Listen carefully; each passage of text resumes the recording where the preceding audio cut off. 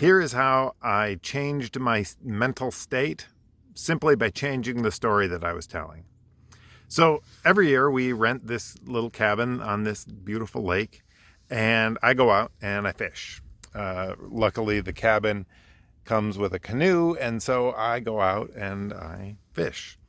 And the story that I used to tell myself was that my job was to catch fish, which was fine as long as I caught fish and achieved that goal. And then my mental state, my happiness, was hinged upon catching fish.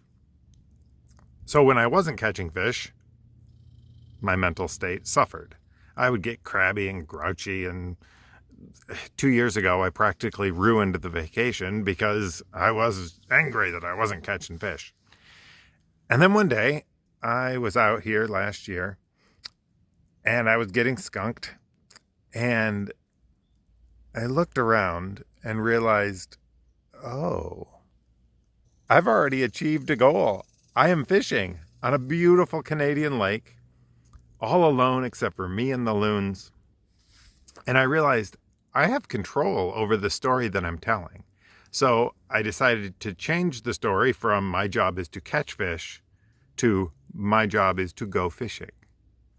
That way, as long as I'm out on the water, I've already won.